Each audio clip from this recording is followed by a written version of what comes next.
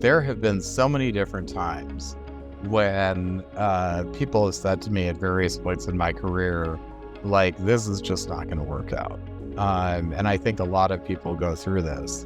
And I sort of talk a little bit in this piece about the fact that, people have told me you're not going to be a scientist. People have told me, you do this and you're not going to, things aren't going to pan out on the path to being a specialist. People have said, like, you're not going to be an internist on this path. And that wasn't correct. And, the reality is that advice that people give you is exactly that. It's advice. Where I am today is I'm an internal medicine specialist. And, one of the things that I think my application for vet school, I looked at all these other application letters that, people had sent in beforehand, and they have all these samples out there, and all of them say, like, I was in 5th grade when I knew that I wanted to be a veterinary surgeon or something along those lines. And so I started off my letter by saying I always knew I wanted to be a paleontologist, because that's true.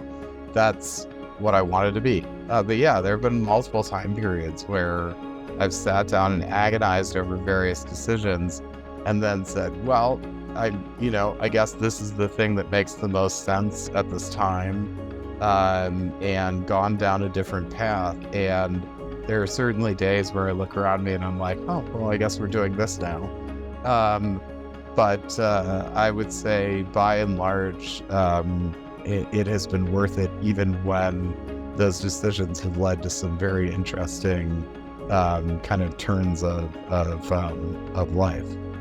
I don't believe in the whole bootstrap concept at all. Like, everybody comes to the table with different levels of adversity that they're dealing with.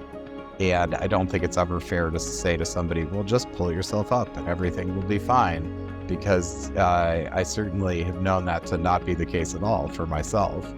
But what I would say is that I wouldn't let someone else telling you that something absolutely won't work out define the outcome for you.